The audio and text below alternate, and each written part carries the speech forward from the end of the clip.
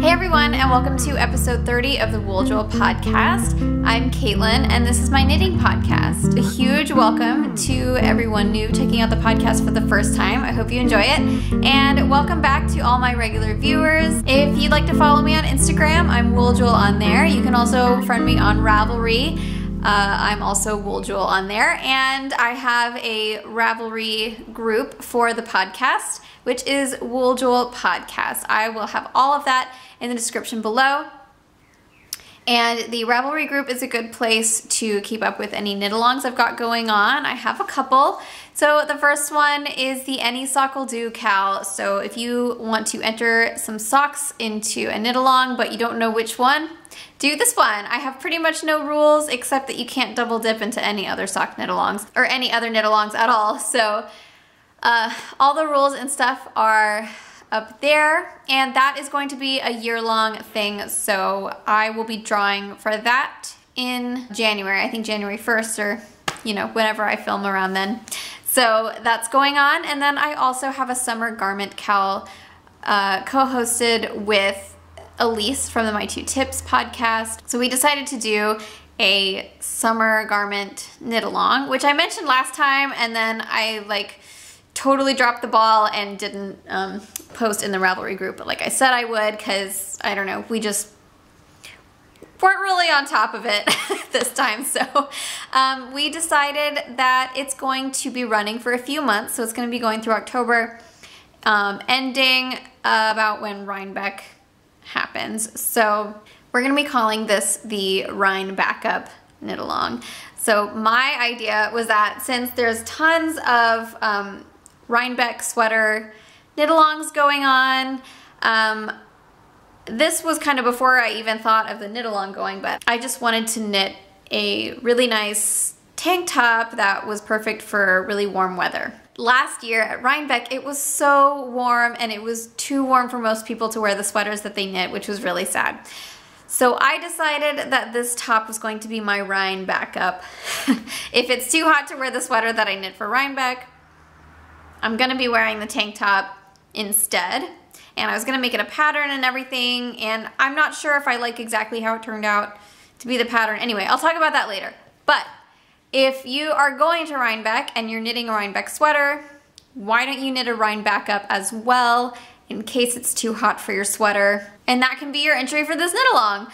So that is what we figured out, is what we're going with, and I'll share more about the project that I'm using for that knit along, and the project that kind of inspired the idea instead of just the plain old summer garment thing, because I know there's a few knit alongs going around right now that are just summer sweater knit alongs, so we wanted to make it a little bit different. So there you go, the Rhinebackup.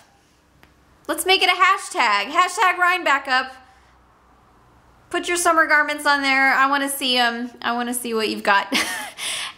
Okay, moving on. So I just have one quick thing I want to mention before we move on, and that is the Philosopher Stone Sock Club by Jessiemariemakes on Ravelry. And this is a sock pattern club that started in June, and it's going to be going for 6 months. So each month a new sock pattern will be released, and it's all Harry Potter themed, which is really awesome. I mentioned this last time because somebody won it as a prize from a drawing, and I managed to draw the prize and give it away and all that without even saying the actual name of the sock club. So it's the Philosopher Stone Sock Club, and the designer is Jessiemariemakes on Ravelry.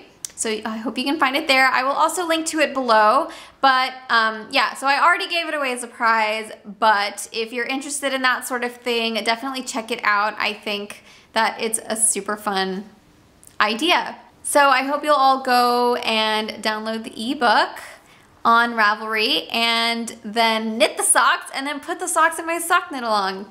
Yay! Okay, so thanks again, Jessie, for donating to the podcast. I really appreciate having such an awesome thing to give away as a prize. So I've also linked below a link to my Patreon if you want to check that out. I have some fun prizes for patrons, and if you enjoy the podcast a lot and you want to help me keep it going and to get even better, that is a way that you can do that if you so choose. So the link is below. And let's talk about knitting. Finished objects. I have a few.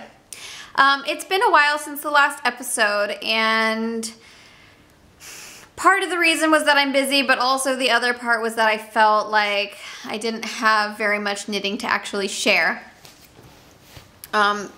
Just because I was kind of slogging away on like 1 or 2 projects and I didn't feel like I was making much progress, and then I would have nothing to share with you guys.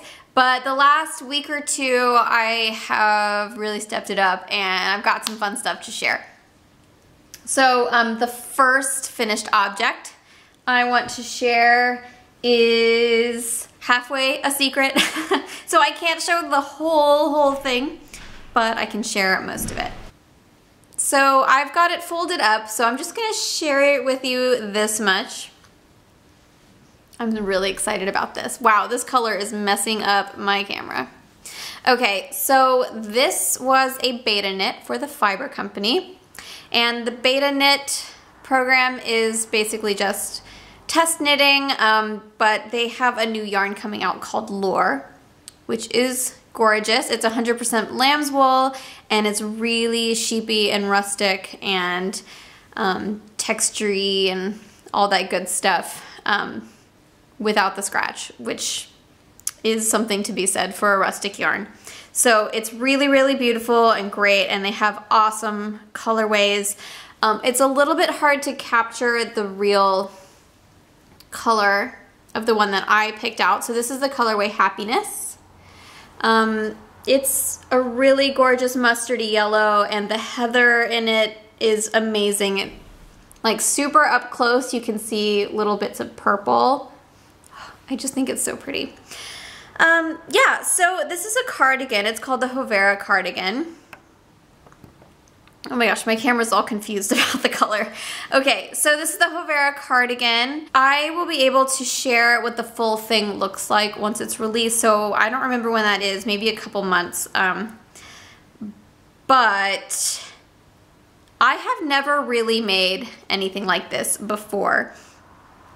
Meaning, I haven't knit a lot of cardigans, and I also haven't knit anything that was really heavily cabled with lots of texture. Like this has so many baubles in it, and it was just like, I don't know, this is very different from the stuff I usually make, so I was really excited to make it because I've kind of wanted something like this, something more timeless and traditional but still being modern. Yeah, so I'm really excited about this. Also, Ben says it's the most flattering thing I've ever knit, which is great. That makes me really happy. I think that the way, like it doesn't have a button band, so it's just an open cardigan, but I think just the way that it lays on me and it's a perfect length, all that good stuff, he just thought it looked really good on me. And yeah, it's got a drop shoulder. It was knit mostly seamless, so it was a bottom up and then split for the armholes, and so I just had to seam the shoulders together, and I have one more seam to do, which is the back of the neck. I haven't done that. I haven't done any of the ends or finished this seam, but otherwise all the knitting is done, so I'm considering it finished, especially since I can't wear it anytime soon anyway. Yeah, but I'm really excited about this project and the yarn, and when it is released, I'm definitely going to be buying more because I just think it's the perfect yarn if you want to knit something really textured and beautiful with that kind of detail. So keep an eye out for that yarn release, and the pattern is part of the Borrowdale collection. So I think that's going to be released either as a book or an ebook. I can't remember, but it's like a whole collection of patterns for this yarn specifically. So I will keep you guys posted when that is coming out, but I'm really excited about it. There's a lot of other patterns in that collection that I'm excited to knit. So I'll probably be doing another one of those in the winter. Yeah, but until then, this is all I can show you. Oh yeah, I haven't blocked it yet either. So If it changes, I have a feeling that the yarn will bloom a bit based on the swatches that I made. So if it looks any different, I'll show it to you guys again to let you know how it blooms in a garment. But yeah, that's about it for that one. I wish I could show you more, but I can't. So when I was talking about knit-alongs and the Rhinebackup KAL, I mentioned I knit a tank top for that, and I'm still counting this as my thing for that knit-along, even though it's a finished object, because this is what gave me the idea for Rhinebackup, because this is it. But I had a couple of skeins of Hedgehog Fibers lace. I don't remember the name of the base. If it's not just Hedgehog lace or something, I'll put the name of it here if that's not it. But I think it's a 50-50 wool silk blend. And I thought it was really beautiful. It was actually the first Hedgehog Fibers I ever bought, and I got it years ago, before I even moved to Germany. So I got it in California, and it was like right when I had first heard of Hedgehog Fibers. And I wanted to know what all the fuss was about. So I went on their website, not realizing that I could have ordered it from other stores, but I went on their website. Everything was sold out except for this lace weight yarn. And I don't know what I was thinking, because I never knit with lace. But I was like, I just want to know what's so great about this yarn. So I ordered 2 skeins of lace weight, and I got excited about it, and I put it on my Swift, and I balled it up. These are like over 700 yards per skein, and I did it all by hand just because I was like excited about it. And then those yarn balls sat in my stash for like 3 years. So that's the story of this yarn. I'm gonna go grab those balls so that you can see the colors. So this is what I've got left over. One of them is the colorway Teacup. It's kind of a pinkish cream base with like pink and brown and a teeny bit of blue and orange speckles in it. And the other one is Sea Urchin, which is mostly cream with a tiny bit of black and hot pink speckles. So that's it. I don't know, like I said, I don't know what I was thinking. Never used lace. And it's been hot here. Well, it hasn't been too hot, but it's summer, and I was thinking, what do I have that I can just make a quick summery top out of? And these balls were just sitting there waiting to be used. They've been waiting patiently for several years. So I picked them up, I cast it on. I wanted to make a t-shirt. Silk and wool t-shirt, something really lightweight. But I didn't want to just knit a lace weight t-shirt, so I held it double. And I figured it would be okay, because since the main base color in this yarn is really similar, like this one's a little bit more pink than this one's more white. I figured if I held them together, they would look really pretty, and they do. So here it is. It's super plain. I didn't use a pattern. But I did write this down as I went in case I ever wanted to turn it into a pattern, which was the plan from the start. But after I've worn it a little bit, I'm not sure if I want to make some adjustments first before I turn it into a pattern. But yeah, I think that the colorways worked really well as if they're one colorway. So what I did was I held it double, and I cast it on the shoulder, and I knit some increases down to the neck and the armpit. And then I did the same thing on the other side, and then I mirrored it, so whenever I got down to the bottom of the increases for the neck, I just joined them and casted on a couple stitches for the middle here where I joined them, and then I was able to knit it in the round. Oh yeah, so first I had to start at the top up here, and then I just knit this as a rectangle at the top. I just cast it on across and knit as a separate piece, and I knit down mirroring the increases for the armhole. So once I did the 2 fronts and the back, then I could join them all together and knit it in the round to the bottom. So it's really, really simple. The armholes are really, really big. So this is not as big as I thought it was gonna be. It did grow quite a bit when I blocked it, which I'm okay with just because it's like a summery tank top. It's fine. I just didn't want it that big. And I did originally try to add some set-in sleeves, but since this armhole was just so huge, the sleeve was also super huge and it just did not work the way I wanted it to. But it's fine. Yeah, so I knit several inches in the round to here, and then I thought it would be nice for the bottom few inches to just be the lace weight held by itself. So I held it double all the way to here, and then I just dropped one color. And then I alternated the two colors 2 rows at a time. So there's some very, very, very subtle stripes. I think that this top would look really cool if I also used 2 totally different colors of lace weights, because then this top half you'd get a marl kind of going, and then the bottom part that is really sheer and lightweight would be some like really little stripes. So I did 2 rows of each color for the stripes. So yeah, I might just write it up as a pattern just to see what it would look like in other colors. I think it would be really cute. But like I said, I have some adjustments I'd need to make. I don't think I'd want this armhole that big.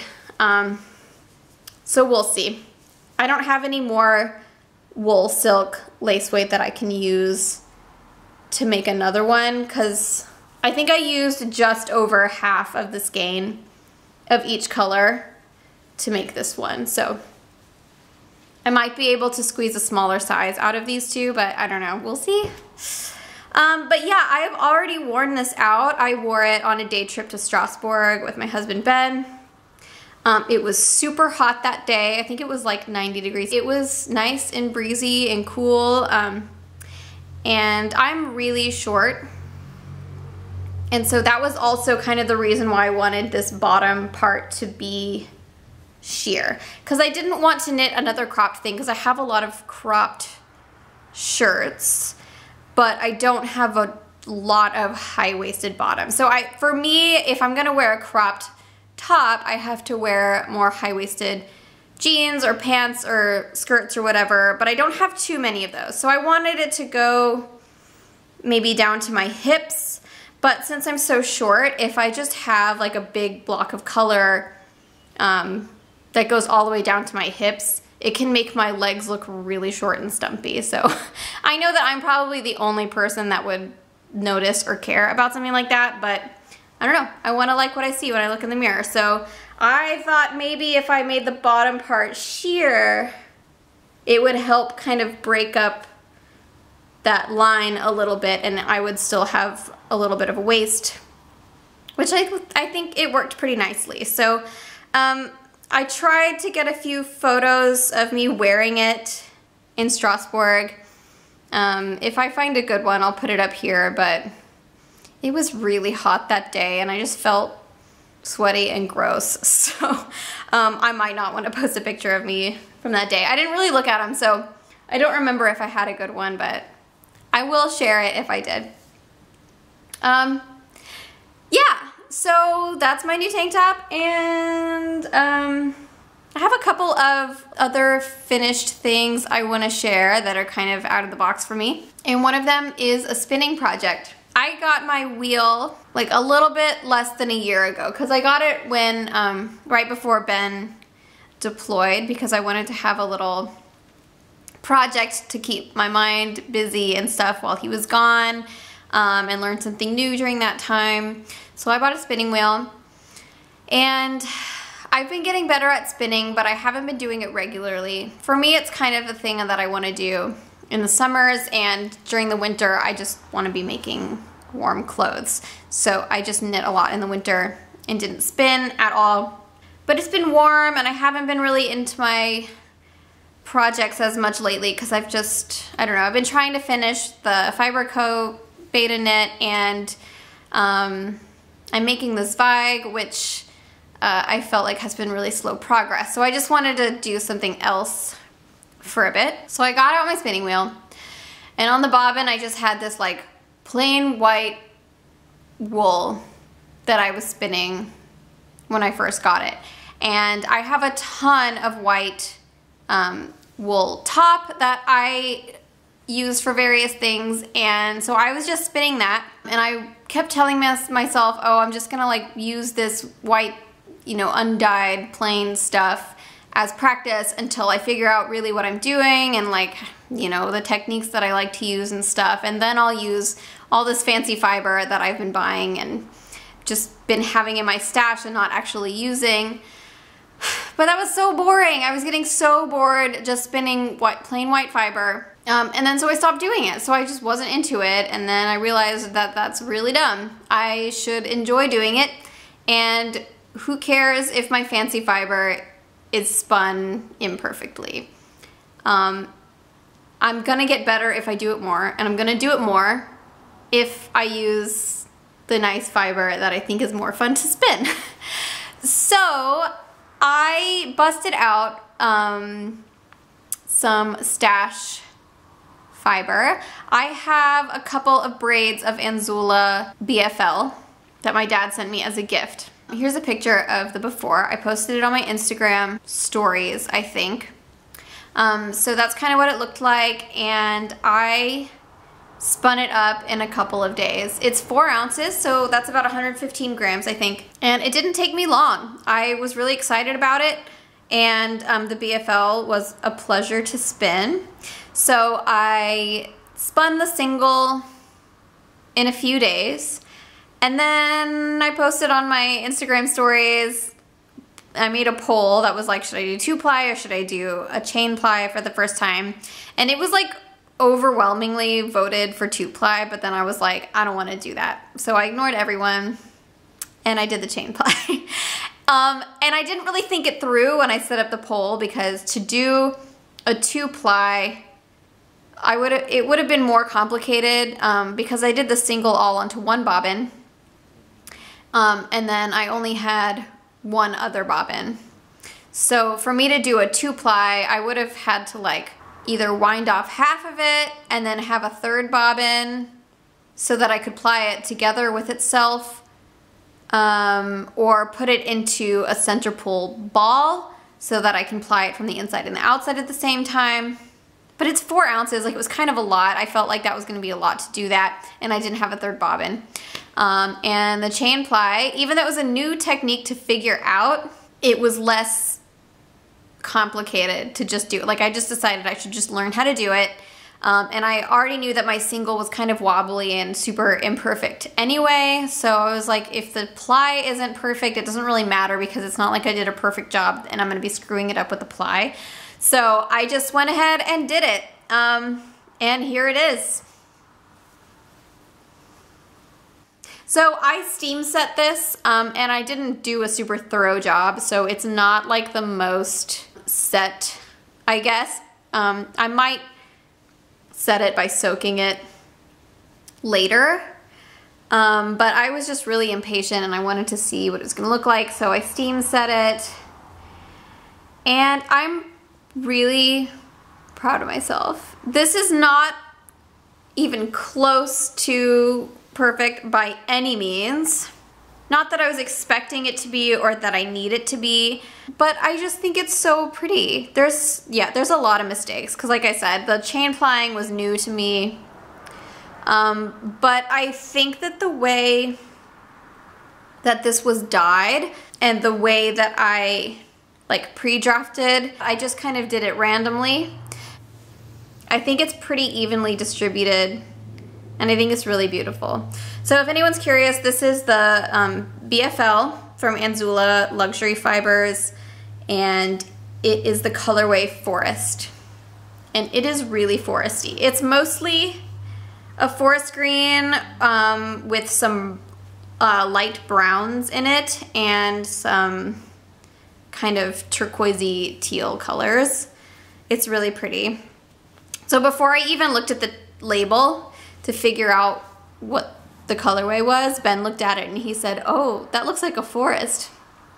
So very appropriately named. But yeah, the BFL was a pleasure to spin. I really enjoyed it. I do have another spinning project going right now, and that is with a Malabrigo merino. And it feels like it is very slightly felted, which can be nice, but I think that it's much more difficult to spin after this. So I don't know if I'm going to enjoy that as much, but I just started it, so maybe I'm just not used to it yet, but I'll keep you guys posted on that. I'm not gonna share it because I haven't spun enough to really show any progress. But yeah, spinning. I haven't really had any spinning to share recently. But yeah, so this is all I've got. This is the whole 4 ounces, and I think I'm going to make a hat out of this. Or maybe 2 hats. I think that after the ply, it's probably a DK in most places. I think since it's super uneven, there are spots that are more like sport weight and some spots that are probably more of a worsted, like this. But I'm okay with that. I think I'll just cast on with like a US 6 or 7 or something and make a hat with it. And yeah, pretty excited. The last finished object I have to share I'm wearing, and this is a little bit different, and it is this necklace. When I was in Strasbourg with Ben, I went to the shop, La Droguerie, I think. I will link to it below.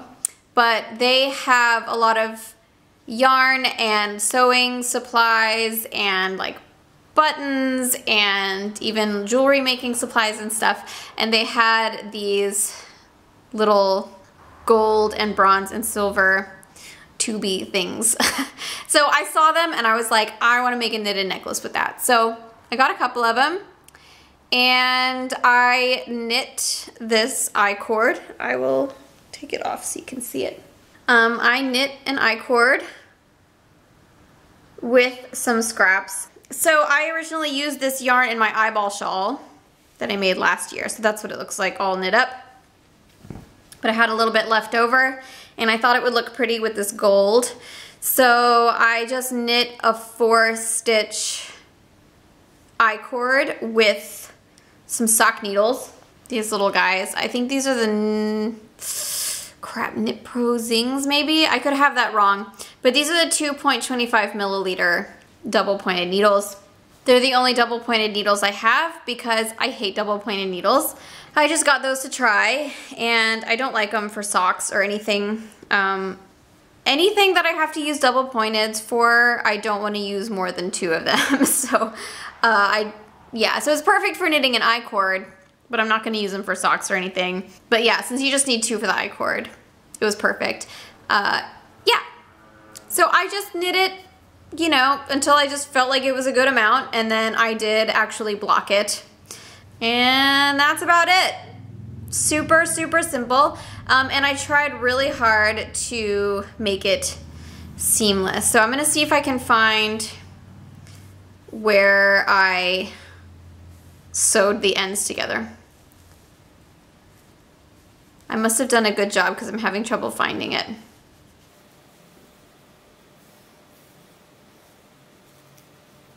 But yeah, here it is. So here's the end. I just tried really hard to make a seamless join here. And I just kind of put that inside the tube just in case you can see it. And that's it. So I have a few different colors and sizes of these metal things. I don't know if there's a special name for them. I've never made jewelry before or learned what things are called, but I got a few and I'm excited, and I think I'll just be making a few more of these because it, you know, I could knit this cord in an evening. It was super fast, and yeah. Okay, so that is a segue into my next thing I'm gonna show you. So we are into works in progress now, and I have started a second necklace. So here is the I-cord that I'm knitting up. And this is Madeline Tosh Twist Light in the Marfa colorway. This is the same yarn that I'm using for my contrast color in this Zweig sweater. And I think it'll just be really, really pretty as a necklace. So the color, I'm just calling them tubey things. The color tubey thing I have for this one is this bronze. It's not shiny at all. It's kind of more of a matte. So that's what that's gonna look like. And I think I'm gonna make this one longer because this shape I think will just work better. I don't think it would work as well right here. So I think I'm gonna make a longer necklace with that color. Yeah, so I did something really dumb.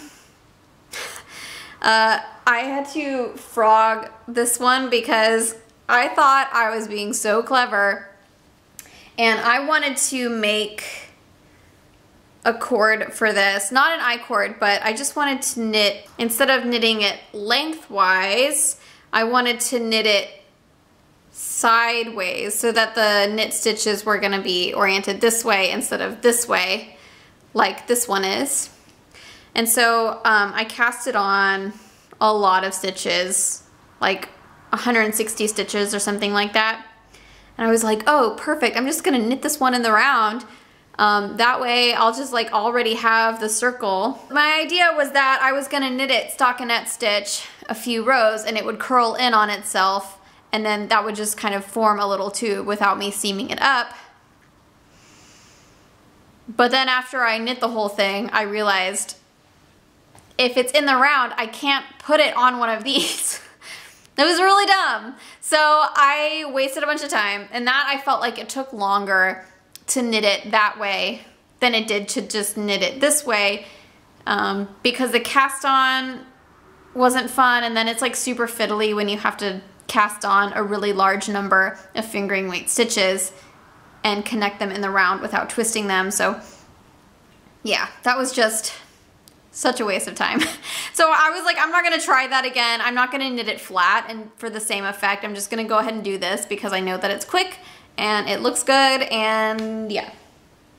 So that's the story of that. Yeah, I think I'm just gonna knit a few of those, and I'll probably have a couple to show next time too, in different colors. I have one more work in progress to show you.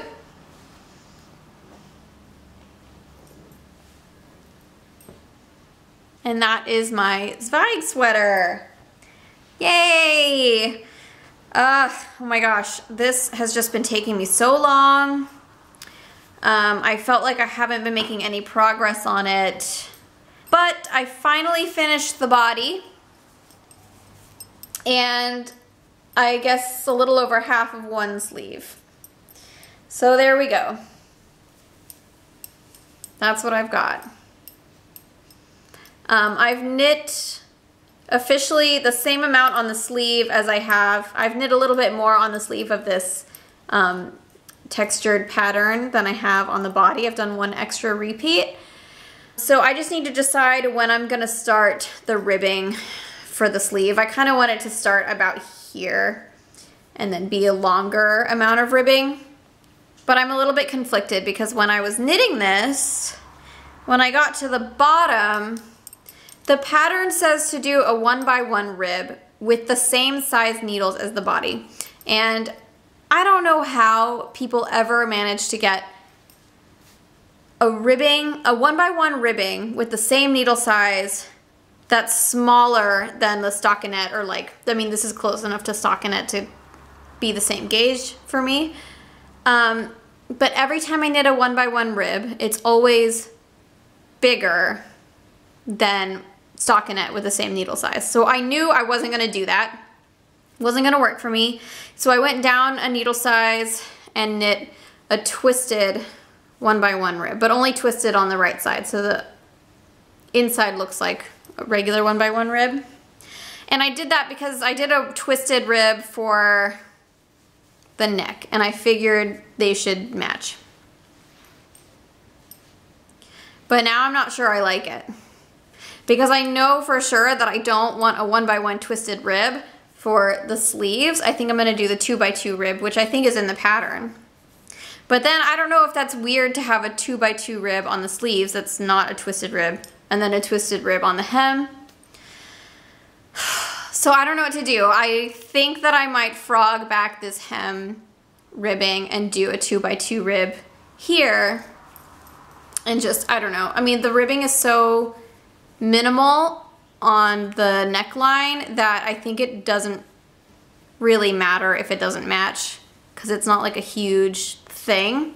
I just think there's a lot going on. Like, there's color work, there's lace, there's this textured stitch that's happening in the body, and then the twisted rib.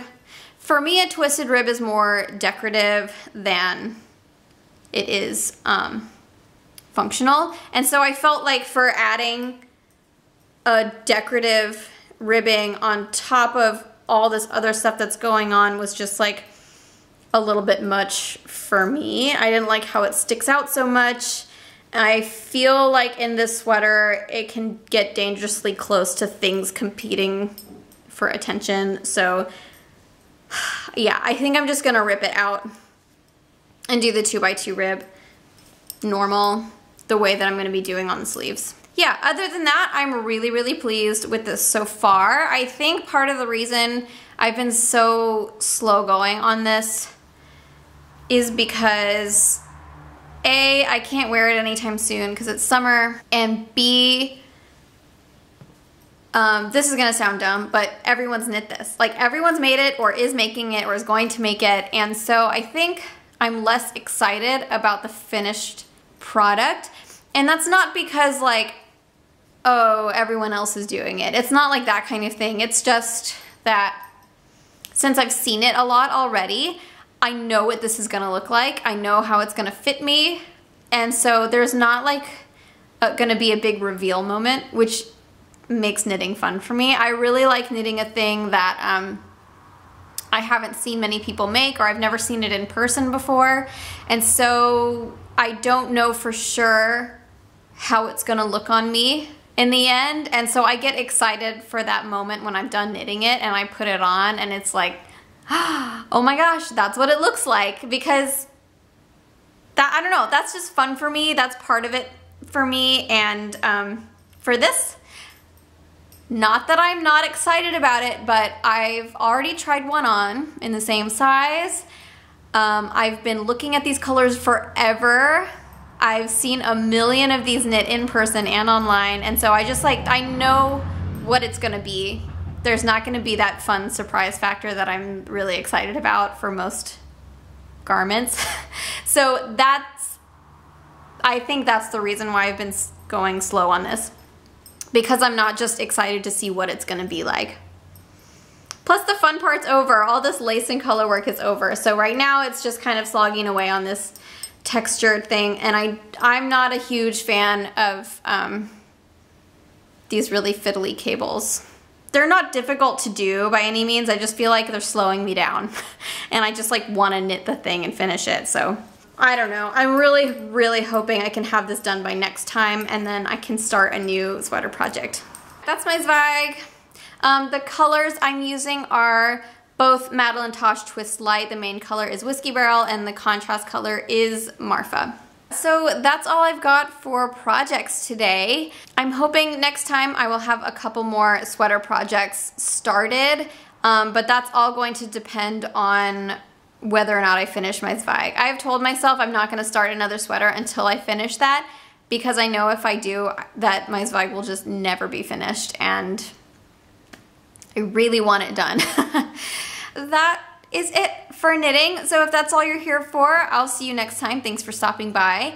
Otherwise, I will get into fluff stuff, and fluff stuff is just kind of halfway knitting related, but not projects. So for that today, I want to talk a little bit about my trip to Provence with Ben and my friend Michelle. So my friend Michelle messaged me a few days ago and was just like, hey, I know it's last minute, but do you want to go to Provence this weekend to see the lavender fields? Because they're in bloom right now, and that was kind of on her bucket list for things to do in Europe.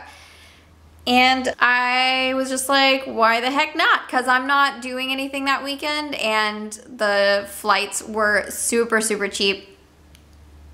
So we just spent 2 days there, and it was awesome. It was beautiful weather. I mean, it was really hot, but you know, it's summer, so I expect it to be hot, but it was really sunny and amazing. And we rented a car, and Ben never does this, but he just on the fly decided to rent a convertible.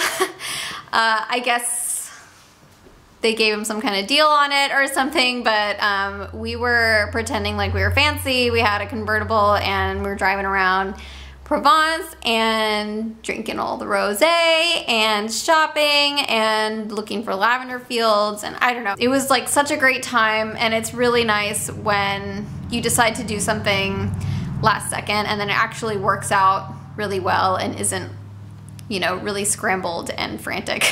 It was a very relaxing time, even though we fit in a lot of things that we wanted to do. So the first day we went to the yarn shop, Le Chat qui Tricote. I guess it means the knitting cat, or the cat who knits. I don't know. French people can correct me if they need to. But yeah, it was like the cutest yarn shop slash cafe. And a lot of yarn shops that I've been to that are also cafes are either like mostly cafe with yarn or mostly yarn shop with like a place you can get coffee in the back. But this, I would say, was 50-50 yarn shop cafe, which was awesome. So we looked at the yarn a little bit. They had some hand-dyed stuff, some nicer stuff like in the front. And then there was a back room with a sofa. It was more cozy. There was a big table there, and all their more commercial yarn, and then the gadgets and stuff in the back. It was adorable. They had tons of little cat themed things in there, which of course I loved, and it was pretty great. It was a great shop. We got some coffee and got some yarn. I shared this in my most recent Wool Booty video. It will be uploaded either at the same time or after this episode, but this is a 50-50 wool and silk blend yarn. It's their Duchess base. Oh my gosh, please focus. And the colorway is Cafe Creme. So I think I'm gonna use this for the tarmac top, which is in the Pom Pom Quarterly Summer Stripes issue. Yeah, anyway, more about that on Wool Booty, but we got some yarn, we got some coffee, we took some cute pictures, and I will share some of that. I have some footage and some photos to share at the end of this episode. So there was the yarn shop, and then we walked around. There was a market going on, so we got some cheese, we got some bread, and some fresh cherries. It was just a really nice, relaxing time. Perfect summer vacation, even though it was only 2 days. Yeah, and the next day we decided to hunt down some lavender fields.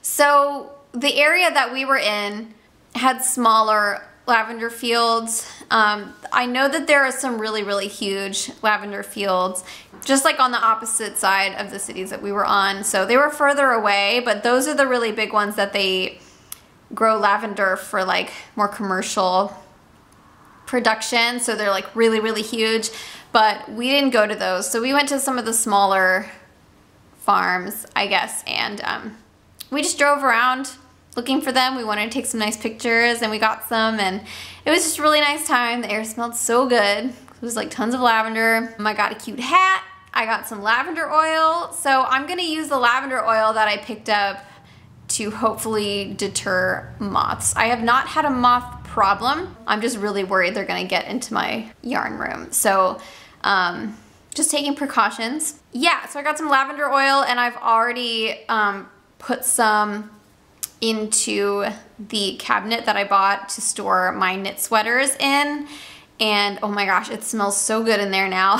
So I'm really excited to get all of that into my actual stash and have everything smell like lavender. So yeah, I'm really excited about that. I'm probably forgetting some stuff. Oh my gosh, yeah, so we also went on a hike. And so we went on a hike in Roussillon, and that is where they get the pigment for paint, for the ochre paint. And so all the ground is like a really bright yellow, and it's just amazing. It's so cool. So we went on this big hike, and there are these big mounds of yellow dirt, basically. That's what it looks like, but it was really cool. So we got some fun pictures of that. It was really hot, it was really sunny, so I got exhausted really quickly because living in Germany for 2 years gets you used to not being in the sun anymore. So I kind of felt like a wimp because I grew up in Texas where it was like 100 degrees or more in the summer, and it was always sunny and hot, and that was just like normal for me. I loved it, it felt good, and now I'm just such a wimp when it comes to sun, but that's the way it is. So anyway, that's pretty much all I have to share. I hope you enjoy the photos and a little bit of video that I got from our trip, including the trip to the yarn shop. And yeah, I hope you enjoy that. I hope I'll see you next time. And until then, happy knitting!